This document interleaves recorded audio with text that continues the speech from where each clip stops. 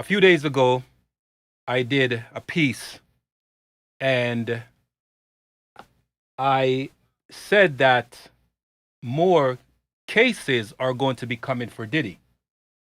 I said more cases are going to be coming for Diddy. And lo and behold, it hasn't been a full week yet. And new cases are coming. So here's where we are.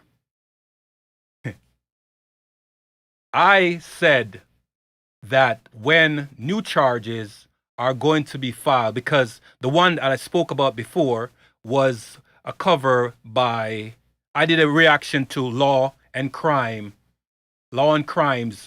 piece where they highlighted the 11 charges that Diddy's currently facing. And I said, there's more coming. And when it comes, there's going to be one more, and I'm going to call it the dirty dozen, right? So here we are. We're at the dirty dozen. But there's a twist to this, a plot twist to this.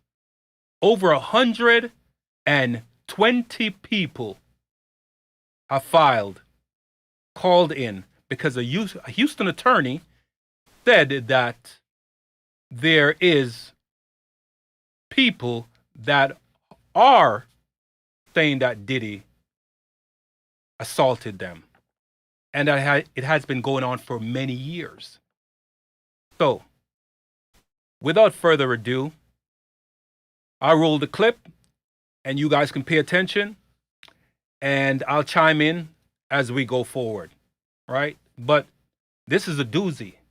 This is a doozy. But before I roll the clip, I did hear something that even the New York prosecutors flew to Europe to find more evidence of Diddy's crime over in Europe, because these freak-off parties,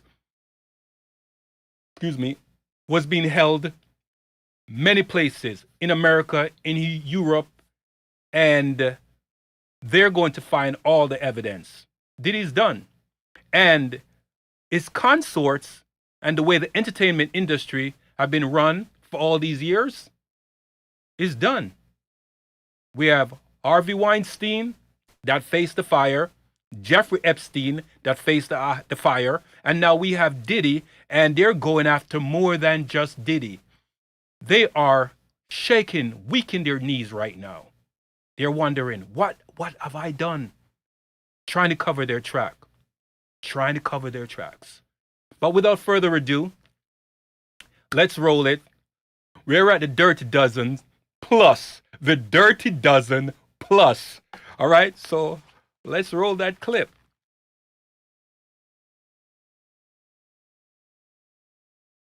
All right, let me do one thing first. Let me do one thing first. All right, here we go. Hello, everyone. My name is Tony Buzbee. I'm a lawyer here in Houston. I'm licensed in Texas and in New York. And I'll introduce other members of our team as they speak. As many of you know, our law firm has been at the forefront of some of the... Sorry, guys. I failed to switch the camera. Give me a second. I'm gonna go back and then restart the video. I apologize. All right, here we are now. So let's go. Hello, everyone. My name is Tony Buzbee. I'm a lawyer here in Houston. I'm licensed in Texas and in New York. And I'll introduce other members of our team as they speak. As many of you know, our law firm has been at the forefront of some of the most important litigation in the United States. We like the tough cases. We thrive in the complicated cases. We've handled over the last 25 years some very big and very important cases. I believe that this one may surpass them all. There are many facets to this. The conduct we will describe today occurred over more than 20 years. There are many people and many entities involved. And we're going to follow this evidence wherever it takes us. We will find the silent accomplices. We will expose the enablers who enabled this conduct behind closed doors. We will pursue this matter no matter who the evidence implicates. And guys, I apologize. Their audio is only in one ear, the left ear. So if you can't hear it, maybe you have your earpiece in the right ear, switch it to the left ear, right? If you're only wearing one earpiece. But if you're wearing two, then you'll be fine. You could hear it in the left one. So that's not us, that's their audio, okay?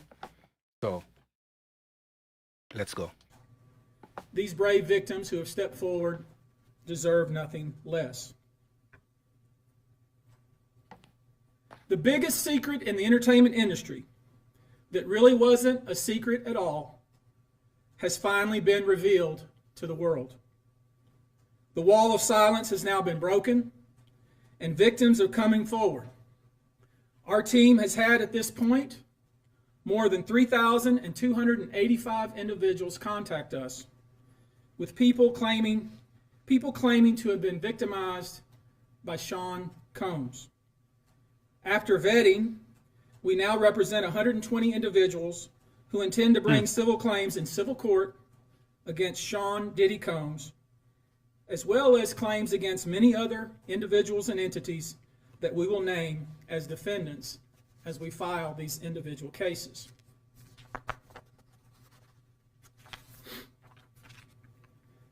And you should know, to the extent the clients feel comfortable, we also intend to make these individuals available to the authorities, specifically to the FBI. And you should also know a few of them have already been spoken to by the FBI. Now, before we discuss the nature of the claims and claimants themselves, let me comment on the large volume of calls we have received since our first announcement. Even before the indictment of Sean Combs, we had received a small volume of calls and had screened a handful of cases. After the indictment of Sean Combs and the announcement that we were pursuing these claims, the floodgates opened. People who wouldn't otherwise, for a variety of reasons, are now stepping forward to make their voices heard and to pursue justice. But no, most of these people are scared. They fear backlash in their communities. They fear backlash in their own families. They are afraid of retaliation from the perpetrators and their associates. They are rightly afraid for their own personal safety. I expect that through this process, many powerful people will be exposed. Many dirty secrets will be revealed. We know what we are potentially up against. And as is always the case in situations like this, when a celebrity is involved, people can be downright mean and nasty. You would be shocked at the length fans will go, no matter the evidence, to the contrary, to defend celebrities they love. True. And there's a reason for this word fans. They're fanatics. I've personally already been threatened multiple times on social media. And when I agreed to pursue this, I expected as much. This isn't my first rodeo. But victims who step forward to have their voices heard should not be subjected to that kind of conduct. They should not be targeted. I want to say this, and I want to be clear about it.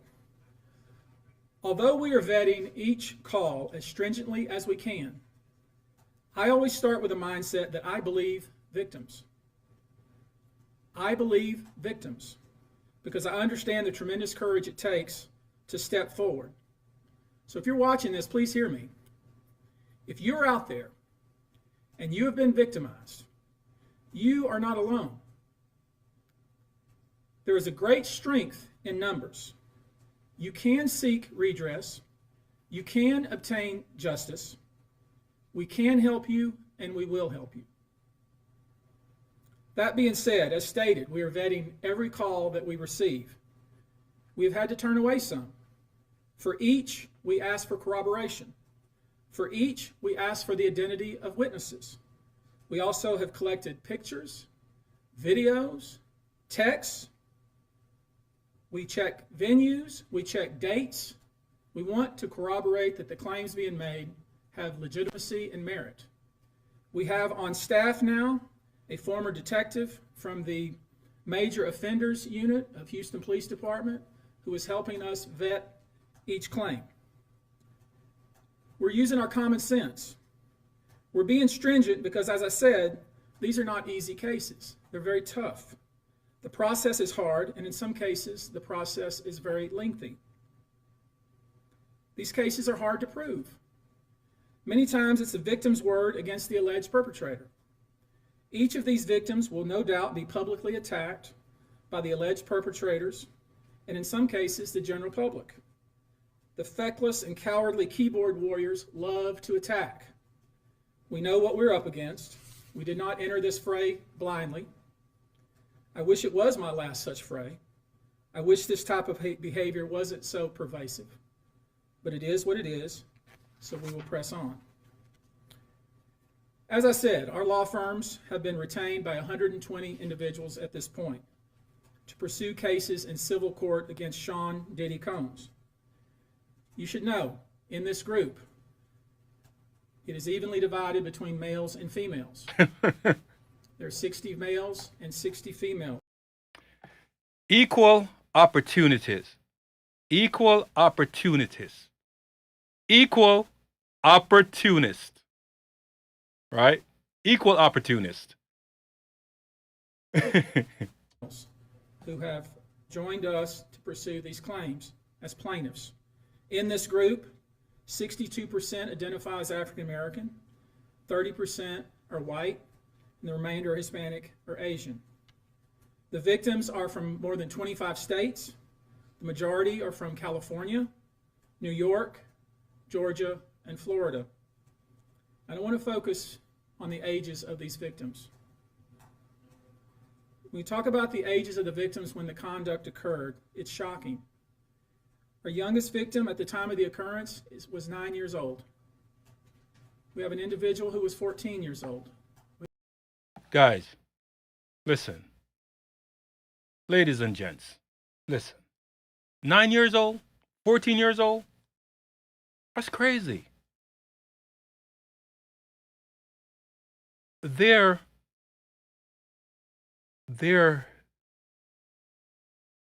desire, their corrupt minds,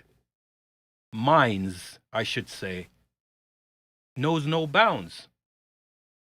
Children. We have one who was 15. 25 of the 120 individuals who are plaintiffs in these cases were minors at the time of the acts complained of. The time frame of the acts complained of is very wide. The conduct at issue spans from the years 1991 all the way till this year, 2024. If you wonder why there are so many alleged victims, that's your answer. We're talking about more than 25 years of this type of conduct. Now, although most of the victims who have stepped forward were victimized after 2015, this has been going on for a very long time. Now, when you think about the fact that some of this conduct occurred 25 years ago, and you wonder why would it take somebody so long to step forward, I want to remind you that many states in the United States have recognized that it's very difficult for a victim to step forward and to make these types of allegations when something very terrible has happened to them. I'll use New York, the state of New York, as an example. The state of New York has specific statutes in place that revive claims that are even claims that would typically be not able to be brought, that it revives such claims and they can be brought even 25 to 30 years later. Because there's a recognition there in New York and California and other states that it's very difficult for a victim to come forward. And I would respectfully suggest the only reason many of these people are coming forward because they see other victims coming forward. And it gives them some comfort that, hey, I won't be the only one. And Yes, and the fear factor disappeared. Because before, they were wondering, should I do this? What would happen? What would be the backlash?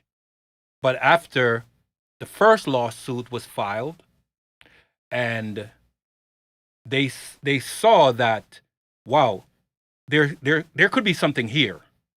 And then the next lawsuit was filed, and then the next lawsuit was filed. Now everybody is coming out of the woodworks. Now, we're going to have some overlapping.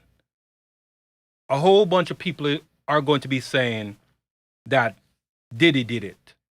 and this is what happened to them. But it's just going to be a whole bunch of hogwash or just dog piling on, just more pile on, because they're going to want some money. They're going to be going for the bag. It's a money grab, right? So they're going to have to vet everyone very carefully. So there could be thousands of people, and I believe they're going to say it in this video because I did watch the video to a point. So they're going to have to vet everybody, but when they do, they're going to be coming. So,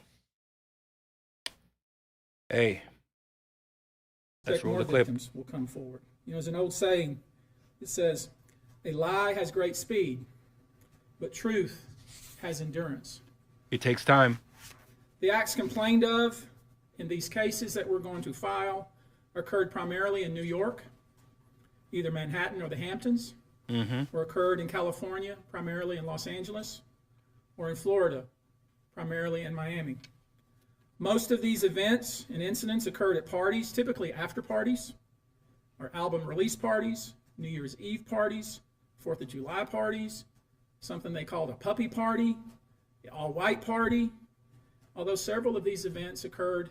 Wait, did he say the puppy party? I need to go back. I need to go back. Let me see if he said the puppy party. New Year's Eve parties, 4th of July parties, something they called a puppy party.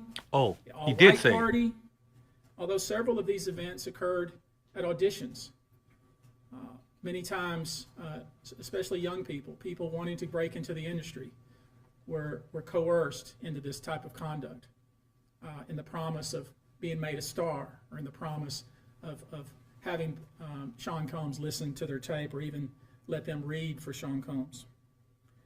You should know that some of this behavior occurred at well-known venues in New York City. Some of this behavior occurred at private residences of people that we all know. Some of this behavior occurred at hotels that we're all familiar with.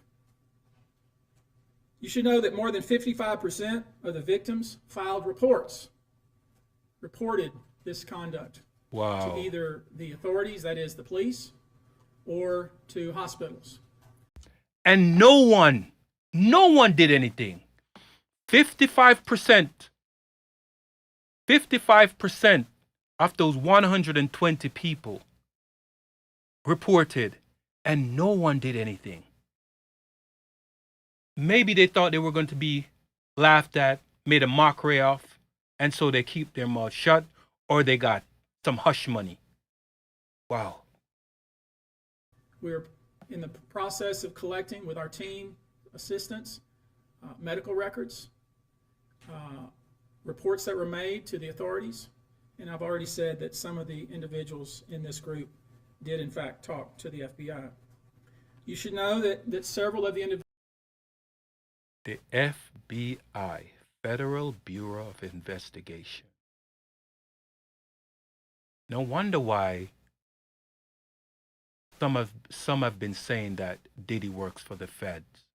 Because if these people, as he just said, that they've spoken to the FBI, that means that they knew a long time that this has been going on. Just shh. Don't speak too loud. Don't say the quiet parts out. All right, let's keep it hush hush. Our palms are being greased, so shh. Don't say that. Don't say that. All along, this has been happening. Wow.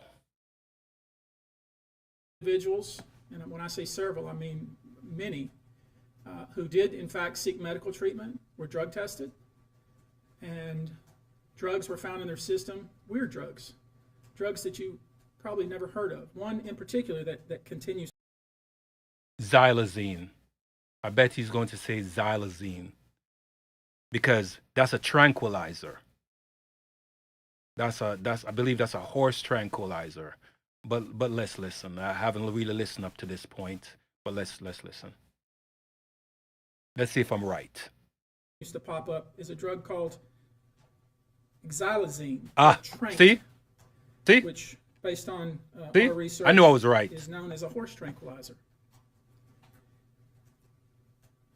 Now, there's been a lot of reports that we're filing a class action. This is not a class action. Class action is when one or two people file a case on behalf of a group of people. That's not this. These cases will be individual cases. Each case will live and die on its own merit. These cases will be filed individually, one plaintiff against whoever the defendants were. You hear that, guys?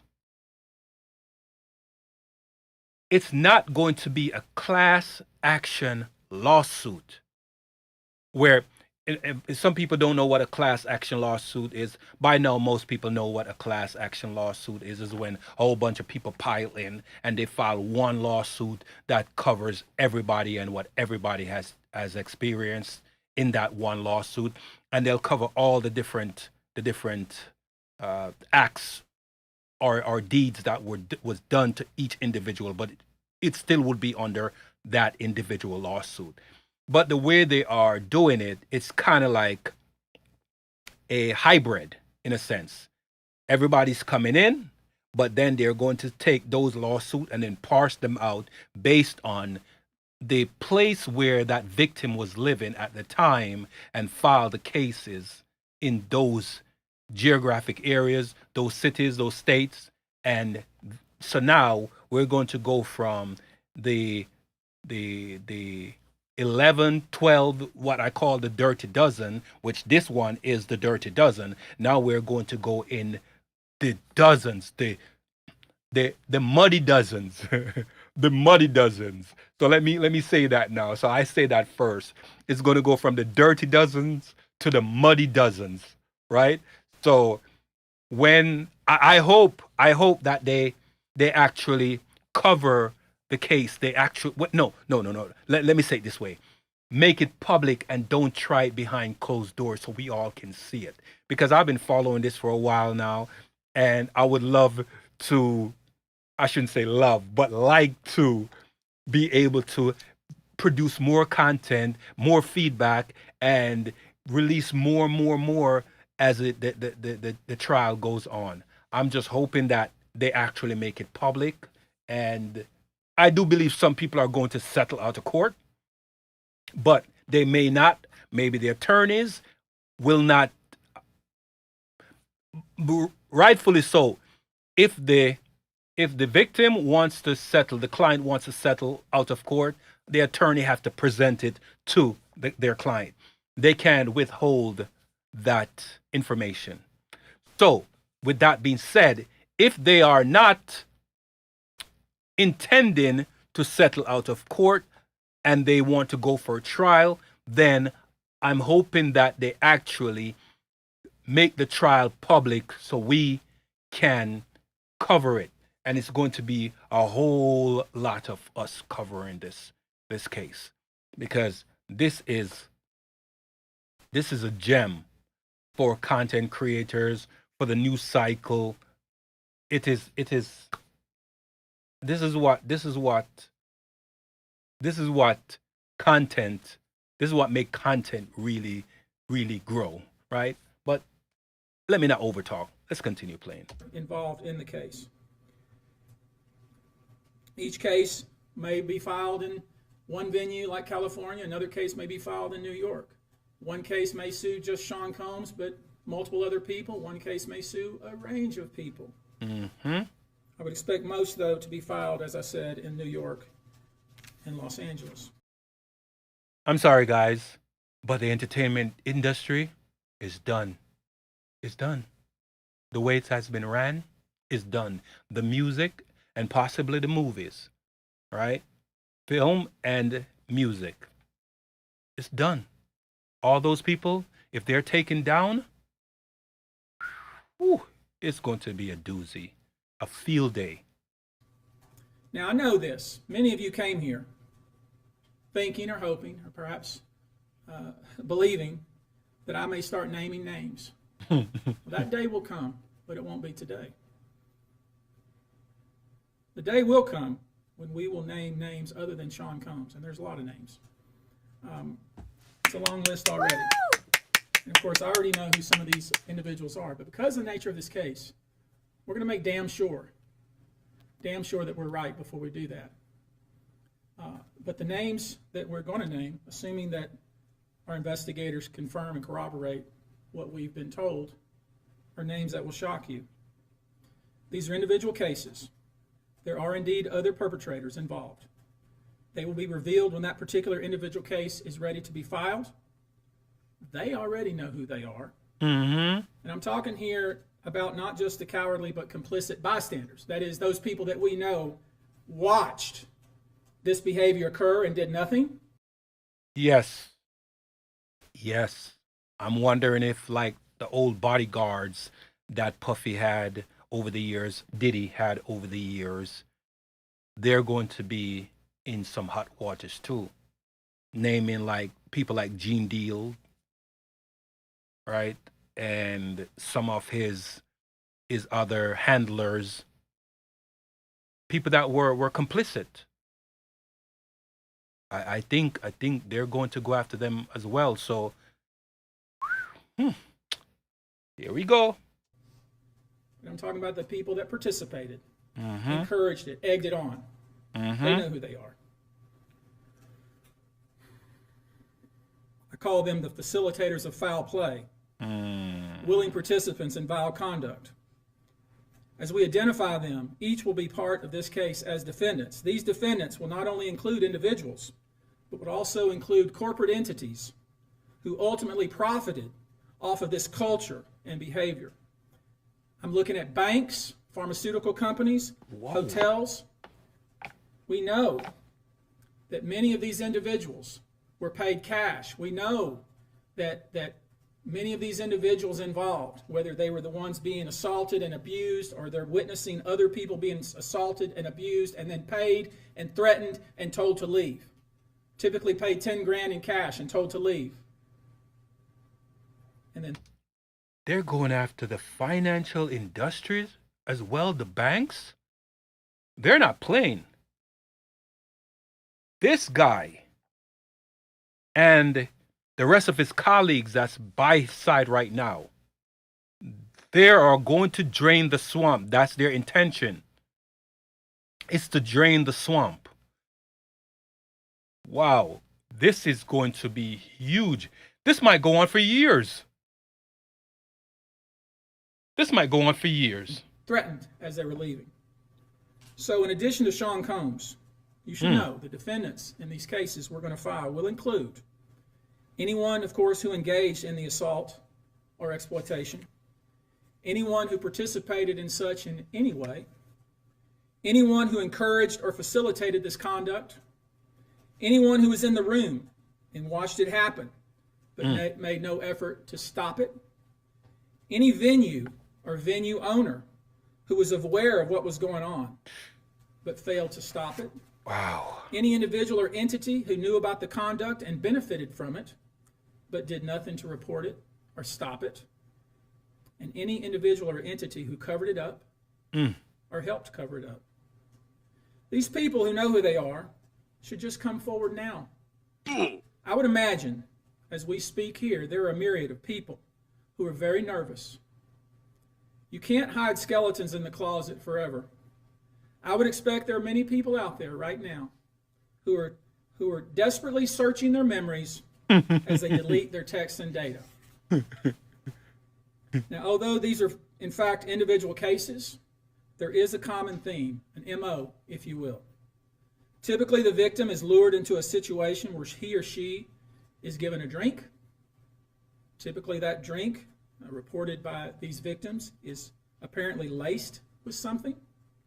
Once that drink takes effect, the perpetrators perform all kinds of sexual acts on the victims, many times passing him or her around as other people watch and enjoy the show, and then leave the victim ashamed, confused, injured, and wondering what happened. When the victim reaches out, he or she is told not to say anything. Sometimes there are threats of physical violence or financial repercussions or bodily harm. The claims we intend to bring will include the following: violent sexual assault or rape, sexual abuse, facilitated sex with a controlled substance, false imprisonment, compelling prostitution, sexual misconduct, dissemination of video recordings, false imprisonment, sexual abuse of minors. Given the large volume of cases, and given our other docket obligations, and given the fact that we want to be sure when we file these cases that they are fully vetted, I expect we'll start filing these cases against Sean Combs and other perpetrators within the next 30 days. Now, it's rare, sexual abuse, sexual exploitation, this type of activity is pervasive in our society, and it's rare we get a chance where we can really focus on this as a country and really focus on this about how pervasive this is and what we as collectively can do about it. So I thought I'd take this opportunity before I go into some of the individual cases and talk about some of the individual claims being made and so you'll get a sense of what this 120 people group looks like individually. I want to bring forward Carrie Paul. She's a national victim advocate who helps victims who have been victimized by this type of conduct. And she has some important words, and I hope you'll pay close attention. I think it's important that you hear from her.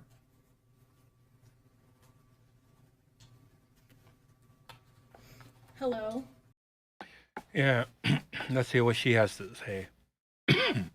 Excuse me. I'm Carrie Paul with the National Victim Advocate. It's not easy for any survivor to come forward. True. Our culture doesn't believe survivors. It blames and questions them. Instead of showing support, many choose to enable abusers. The media runs stories asking why it took so long for survivors to come forward instead of asking what barriers exist.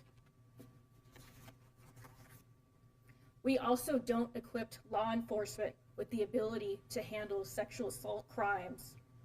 Lack of funding translates to lack of training. We have officers in the field that don't know what to say to a rape victim, and also an alarming amount of backlogged, untested rape kits. Prosecutors are focused on what they can prove in a case, and if so, how to do that at time of trial. Advocates and staff are stretched thin with growing caseloads in the criminal justice system. Most people don't know how the criminal justice works in general. There isn't enough staff or resources to adequately explain the entire process to every victim and survivor. I do understand what she's saying, because that can be a very delicate situation.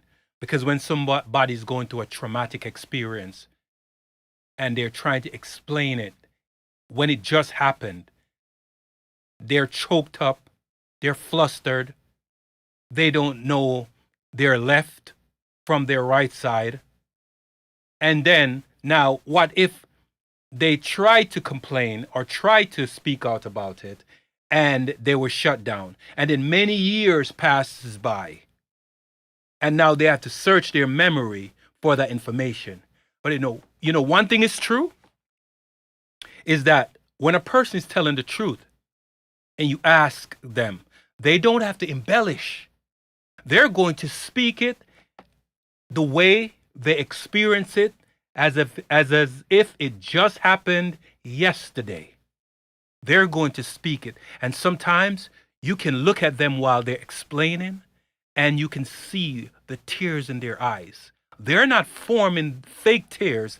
They're the natural emotional tears starts developing and begin to trickle down their cheeks. It's a hard experience, and I can tell you firsthand how certain experiences I had when I was younger, and even now as an older man, I when I remember those experiences, it makes me remember as if it just happened. I will remember the details of what happened, and I would be able to recount the details of what happened.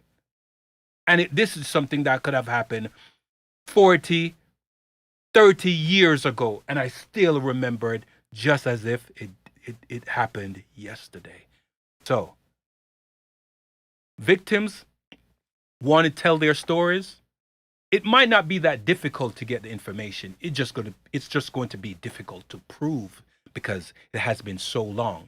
But if they made a complaint back then and they can find those complaints, if they made up like a police report, or like they said they spoke to the FBI and they reported to the doctors and no one did anything, and they're able to find that information today, currently, with what's going on with Diddy, they will be able to prove their case much easier, which I hope so they're able to find that information. Hopefully it's not too difficult. But let's see. Let's continue. Our culture works against victims and survivors every day, and abusers know this. Abusers work themselves into positions of power, building a public image that is trusted and financially large enough to make people look away. Abusers are unfortunately very skilled at power and control, the foundation of abuse. They seek victims who are vulnerable, such as children, their employees, and their intimate partners. Made my skin crawl. All who see a different version than the public does. All who rely on the abuser in some way. Yeah, they rely on the abuser in some way to keep perpetuating what's going on. That's why, right? And I hope you can understand exactly what I'm saying and what she's saying as to why I just commented on what she just said. And for those that do come forward and aren't believed, face questions like, are you sure it happened that way? Were you drinking? What were you wearing?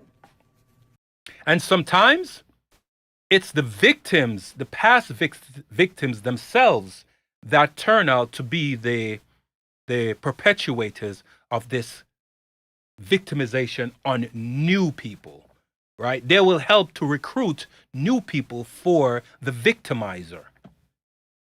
And they will speak up for the victimizer, the abuser. That's called Stockholm Syndrome. When someone abuses you for long enough periods of time, and then you start believing that they love you and they care about you, and they'll tell you whatever to do, whatever is it that they want to get done, and send you out there to help them, aid them into getting their desires met. Right? Stockholm Syndrome. All of this creates an environment that enables abusers to continue abusing them and future victims. To the survivors that have come forward despite not being believed at some point in time, your courage is like nothing we have seen before. We thank you for coming forward for yourself and all survivors.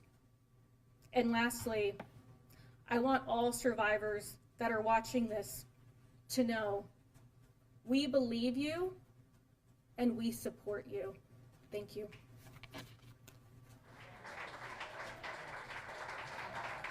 I want you now to hear from my co-counsel, Andrew Van Arsdale. We've created a sexual abuse hotline, and I want him to visit with us just a few moments about how that works and the kind of volume of calls we've received.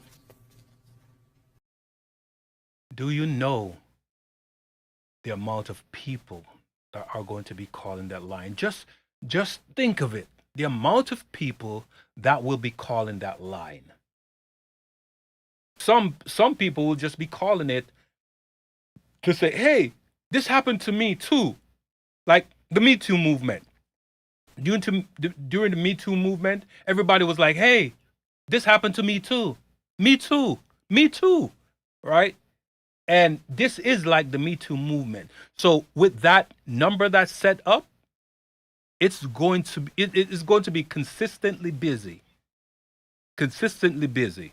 If I was to try to call it now, it would be busy. Right? It would be busy. I strongly believe so. But let's play the video. Thank you, Tony. Like Tony said, my name is Andrew Ben Arsdale. I'm the managing partner of ABA Law Group. We have offices in California, Montana, and North Carolina. To build off of what you just so well said, it's very hard to come forward. And given what we've experienced the past 10 days is really unprecedented in my career, at least. We represent thousands of survivors of abuse. And never, ever in a 10-day period have we seen over 3,000 people come forward, or we've confirmed and decided to investigate and represent 3,000. 120 people, while we're continuing to work through another 100 plus cases to prove them up, to validate what had happened here, and to hold those that are responsible accountable. And so like Tony said, we've set this up. 1-800-200-7474.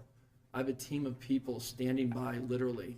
Wow. If you know that this happened to someone and you have information about it, please contact us. If this happened to you, come forward. There's attorney-client privilege here. What you tell us is in confidence. Yes, we'll have to go out and build your case, but we will protect you. And the other thing that I want to say is the pattern and practice of this, again, is unprecedented. Over 30 plus years of the same sort of events happening, people thrust into the circle reportedly, and horrible things happening to them as a result. And from talking to these people that have come forward these past 10 days, I can tell you unequivocally that because the federal government did what it needed to do and indicted this man, that they put him in jail and a judge kept him in jail, they tell me directly, this validates my feelings. For so long, I thought it was my fault. What is it about me that put myself in that scenario? What was I wearing at the time? What did I do to be subjected to such horrific treatment at these people that I was trying to trust? I'm going to try to call that number, guys. I'm going to call that number. I'm just curious as to what will happen. So let me move this back. Call that number. It's ringing. It's Your ringing. call may be recorded for call quality assurance purposes. Wow. Thank you for calling the Sean P. Diddy Combs Abuse Helpline. This call is being recorded. We understand the strength and courage it takes to come forward. Any information you provide will be kept completely confidential, but we expect full honesty in order to properly assist you with your potential case.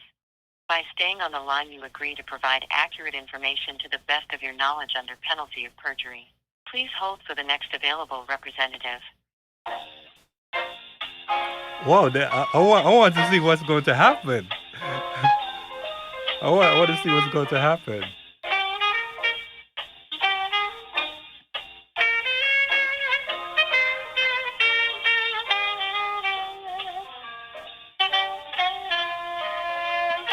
I'm curious. Hello, this is Michelle on a recorded line. How can I help you today? Hi, Michelle. How you doing today? I'm doing well. How are you? I'm fine, Michelle. So I'm doing a podcast right now, and I'm doing a live podcast. And hello? I'm still here. Yeah, so I wanted to call because my viewers are watching, and I just wanted to tell us in your words. I heard the message, and it's been streaming. So tell us exactly how this would work when someone calls.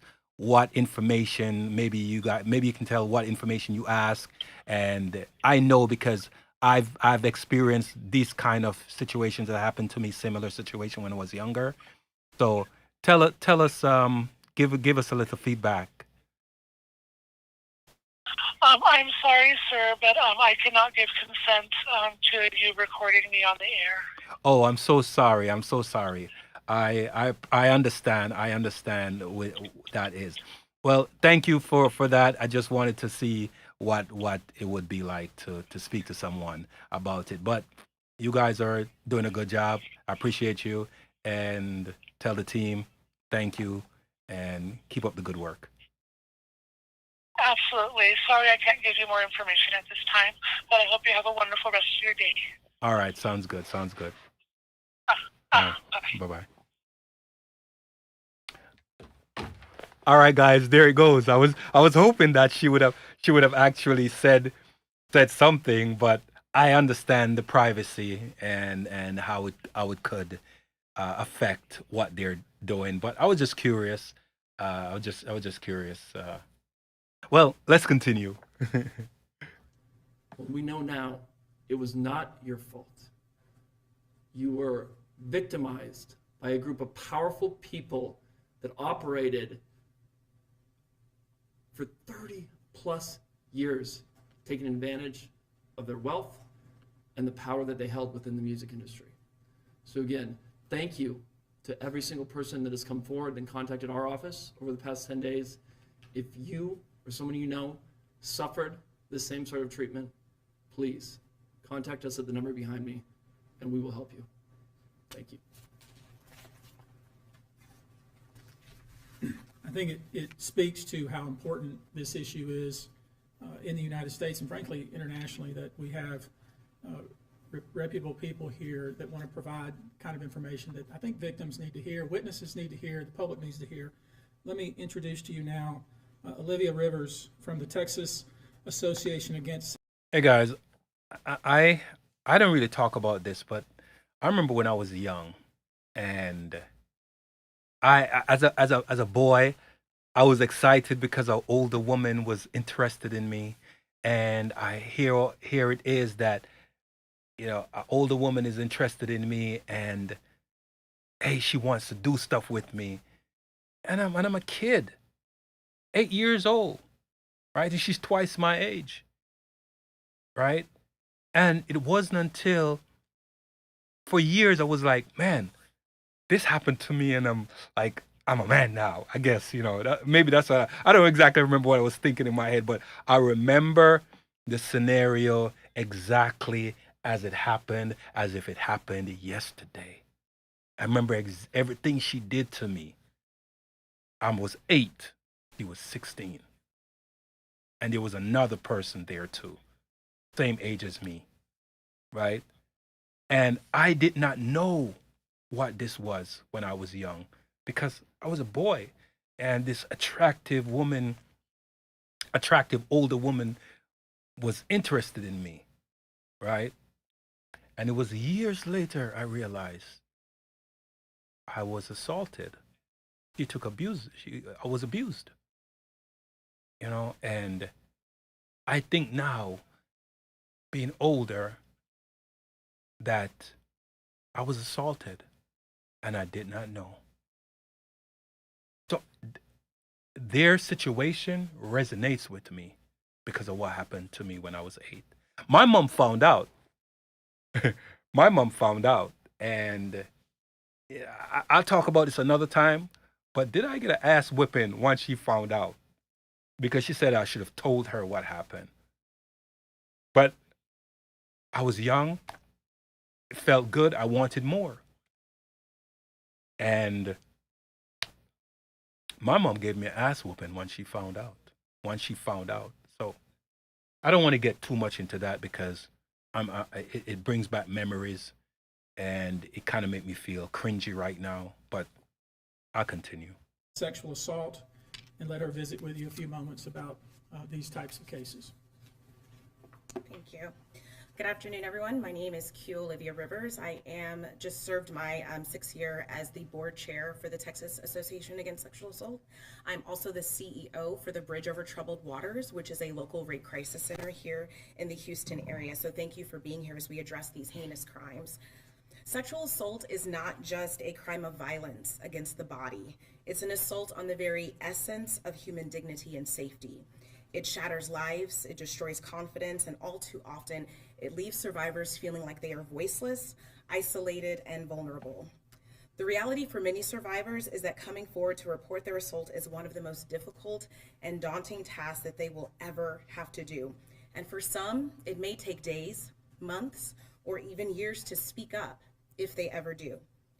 The reasons for this have been mentioned, but include the fear of being disbelieved, being blamed or judged, and of course, retaliation. The trauma of the assault itself being compounded by the trauma of the criminal justice process, where survivors must relive their experience in order to seek justice. And these feelings and fears are further exacerbated when the allegations are against prominent figures in the entertainment industry or Hollywood. Cases involving powerful figures often attract significant media attention, which can deter victims from coming forward due to fear of public exposure or scrutiny. The intense focus on these high-profile cases can make survivors feel that their personal lives are being put under a microscope, causing further emotional distress. These allegations mentioned here today, as reported, reflect deeply troubling claims that deserve thorough investigation, and no individual, regardless of their stature, is above the law or public accountability. Sadly, the statistics paint a very disturbing picture. According to the National Sexual Violence Resource Center, 1 in 3 women and 1 in 6 men will experience some form of sexual violence in their lifetime. In the US alone, there are approximately 463,000 victims of rape or sexual assault every year, and these numbers barely scratch the surface, as sexual violence remains one of the most underreported crimes. But the numbers that follow tell an even more troubling story. Only about 23% of sexual assaults are reported to law enforcement. Of those, just 5% lead to an arrest, and even fewer, less than 1% of reported cases, ever result in a conviction, which is a devastating gap between the crime and the justice that survivors deserve. I want to briefly focus on our state here in Texas.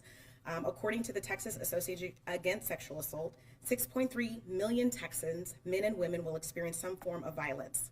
That's every 2 minutes someone is sexually assaulted, meaning during the course of this press conference, around 60 individuals will forever be changed by this violence. And those are just a few of the victims. Obviously, this is unacceptable. We cannot allow this cycle of silence and inaction to continue. We have to create an environment where survivors feel empowered to come forward, where they are met with empathy and respect and support, not skepticism and blame. We have to ensure that our legal system is equipped to handle these cases with the seriousness they deserve, and that survivors have access to the resources that they need beyond the legal courtroom. We have to address the root causes of this epidemic: prevention, awareness, and fostering environments where respect, consent, and safety are non-negotiable values. Additionally, support for survivors has to be holistic. They have to have access to counseling, medical services, legal advocacy, and of course, community support, regardless of whether they choose to report or not. To every survivor who has come forward, your bravery is an inspiration. To those who are still grappling with their decision, know that you are not alone and that your voice matters. Your story matters. We see you, we believe you, and we are committed to fighting for a future where sexual violence is no longer tolerated and where justice is not the exception, but the standard. Thank you. Good job. I like how she's straight to the point and she came across very well. I'm going to say this. You know, I have a daughter and I protect her. Like, I counsel her all the time in areas and matters dealing with being intimate with someone, because she's young and teenager, almost an adult, close to 18, 2 years from it. So she's 16 in a couple of weeks from now, and I had to take fear out of it from very early on, to make sure I became very pragmatic in explaining to her what crisis could come from her being intimate with someone when she's not ready, like the spiritual connection, the constant spiritual connection, and what will happen when she becomes intimate with someone.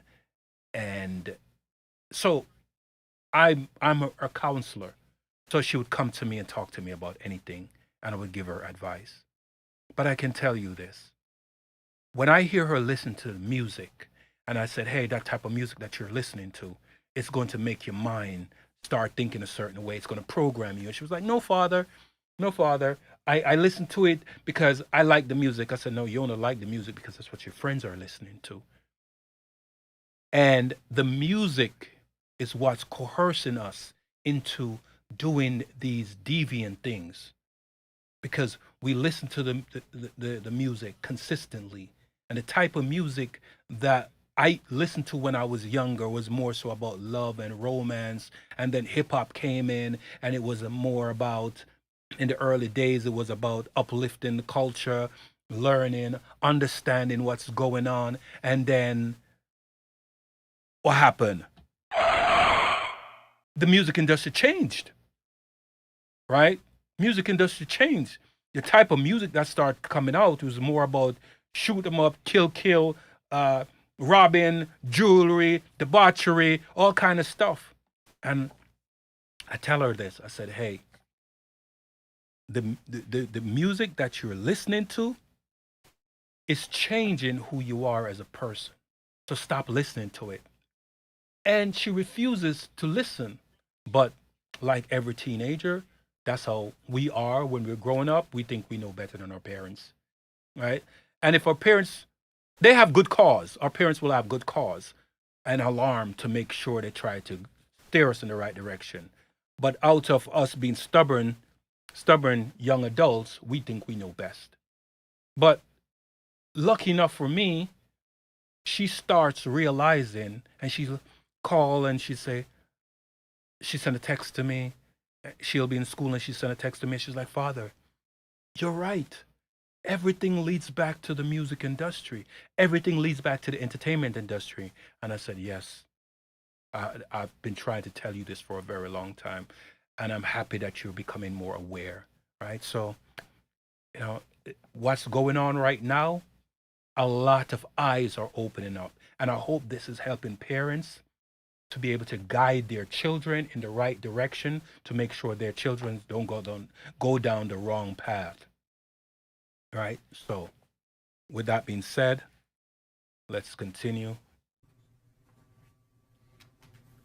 I want to visit with you real quickly before we close here about some specific instances without disclosing the victim's name. You probably know that depending on the age of the victim, you can file these cases, these individual cases, under Jane Doe or John Doe. Each state is different in that respect. Typically, there is a balancing test, like the public's right to know the name of the victim and plaintiff versus the confidentiality and the safety of the plaintiff. So we'll have to struggle with that with each one of these cases. Our intention, of course, is to, like we always do, file these cases under a pseudonym until the court tells us otherwise. But let me share with you a few, just kind of give you a sense of the kind of cases and the kind of instances that people are calling and reporting that we are trying to corroborate, vet, and these are the ones that we've already corroborated, vetted, and collected evidence on. One individual who was 22 years at the time she was assaulted said that the typical MO at one of these parties that have been widely discussed in the press was that when you were handed a drink, and now we know that the drink is laced with something, if you refused to drink it, you were kicked out of the party. Now, let that sink in for a minute. Okay, so are you telling me that they had an option to stay or leave? So if they drank it, they could stay, but if they decided on not to drink it, the liquor, they would be kicked out of the party. I always use this analogy when I ask people certain questions when they said, "Oh, I'm not like such and such. I don't do this and this and this and that, I would say to them, let me ask a question. If you had a friend and you're a homebody and she said, "Hey, let's go to a party," and that party you don't have enough information about, but she coerced you and she said, "Hey, but such and such is going along with me and you're cool with her too," right? So let's say Tina, Jennifer, and Lori. Tina, Jennifer, and Lori. And Tina said to Lori, "Hey Lori, let's go to this party." And Lori said, "No, no, no, I want to stay home. I'm a homebody." Right? And Tina said, "No, no, no, no, no. Jennifer is going. Jennifer is going." Right? And so, "Oh, she's going." Right? And then they all go to this party. And then when they get to the party and they're given drinks and stuff like that, and then they notice that the doors are being chained. That means they can't get out. And then they notice that the host and the help, the server, step away and leave them in the party. And they start hearing some weird sound. And when they look, tigers were released in the room. Is Jennifer, Lori, and Tina going to be safe? We don't know what could happen. They had a choice not to go, but they decided to go based on what they were told, that this party it's the it party and they have to be there. But what happened? I use that scenario. I hope it makes some sense. But they got the liquor. They decided to drink the liquor to stay, or they could not drink the liquor and leave, but they decided to stay. So with that, people are going to question that, like, hey, you had a choice, but we can't really blame the victims because they were innocently there to have fun, but they did have a choice, and hopefully you guys don't take that the wrong way, but it is what it is, and here we are. I mean, the admission to this party was that you had to drink the chosen drink that was handed to you. And now we know that in most cases, I would say 90% of the cases, these individuals were drugged with some sort of drug. That was kind of the MO. Another instance, this individual who was 9 years old at the time was taken to a audition in New York City with Bad Boy Records. Other boys were there to audition as well. I wonder if that was Chris Brown when he went to audition with his group for Diddy. I wonder if that was Chris Brown. But let's continue, because I know Chris Brown others went to audition for Diddy, but I don't know who he's talking about. But hopefully they release that information later on. All of them were trying to land a record deal. All of them were minors. This individual was sexually abused, allegedly by Sean Combs and several other people at the studio, in the promise to both his parents and to him himself of getting a record deal. Usher? I'm just trying to guess. Could that be Usher? I don't know. Other instance, another minor told allegedly by Sean Combs that he would make him a star, but he needed to visit with him in private about it, away from his parents. Once they were in a private area, allegedly Mr. Combs made the victim perform oral sex upon him. Another incident, an individual 15 years old at the time, flown to New York City to attend a party, was drugged, and then taken into a private room, allegedly in the presence of Mr. Combs, where this female individual, minor, was raped, and then other individuals took turns raping her. Another individual, 26 at the time of the occurrence, was picked up allegedly by Mr. Combs and several other people in a black SUV from the airport, was given one drink in the SUV, and then literally woke up the next day not knowing what had happened, but with pain and damage to both her vagina and her anus. She then went to the hospital. She was missing her underwear and her shoes. Another instance, an individual, this time not a minor, attended a group dinner, allegedly with Sean Combs in Miami. She wasn't drinking because she was pregnant, but whatever she drank at the table, apparently, at least according to her, was laced with something. She blacked out, and she woke up in the same bed, again, allegedly, with Mr. Combs in his mansion in Miami. Her vagina and her anus were torn and sore. And I could go on. I mean, literally, you're sensing a theme here. It's the same theme, and it all involves some sort of drug. One instance, an individual who was 20 years old at the time was asked to attend, just saw her on the street, asked to attend a party in a hotel. She was flattered, went to the party, was given one drink and doesn't remember anything else. Ultimately, was so messed up, went to the hospital where they found cocaine and this horse tranquilizer in her blood system. Xylazine. I want to give you a quote from a very young man who told us over the phone about his experience and all the things that happened to him. He says allegedly at the hands of Sean Diddy Combs and his friends in the effort to try to sign a record deal. This was kind of what he was told he would have to do. His quote is, "Had he not been in power, I feel like I could have been something great. I quit the industry because of what Sean Combs did to me." And that's really what it comes down to. We are pursuing this, asking you to support this effort, to encourage witnesses and victims to come forward and bring your evidence so we can continue to break down this wall of silence and we can continue to have these stories heard. This is the beginning of what I hope to be a national dialogue.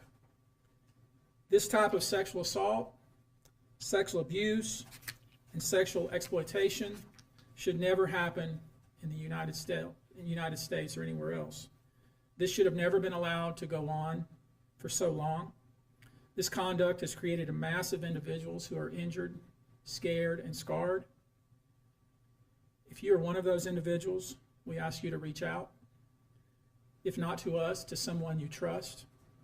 If you are someone who witnessed any of these events, we ask you to reach out. Your name can remain confidential. With that, I'll take a few questions, not many, maybe two, but if you have a question, I'll be pleased to try to answer it.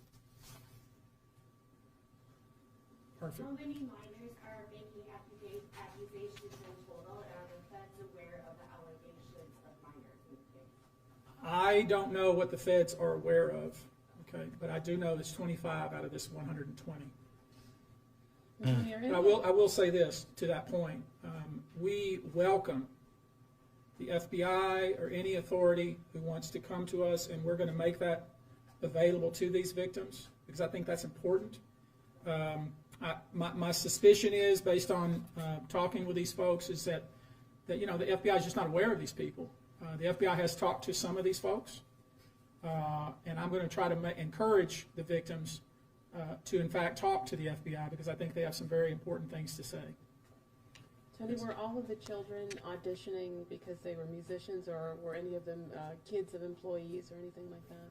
All seeking either TV or some sort of music career with promises of, we're going to make you a star. Instead, basically did things to them such that they don't want to have anything to do with the entertainment industry ever again. All right, guys. Thank you very much for your attention. We're going to go now. Thank you. Do you anticipate any Houston cases? Any filed here? Locally, yeah. There's a few plaintiffs here, but I don't anticipate filing them here. Probably in New York City.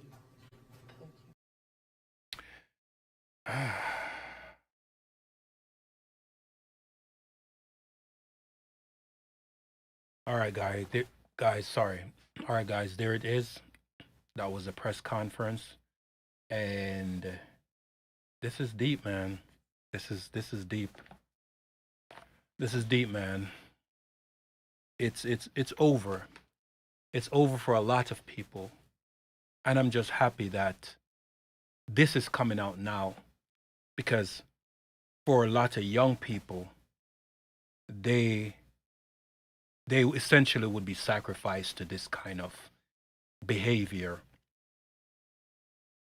And I hope that a lot of them actually take heed to what's happening, what could possibly happen to them if they're not aware.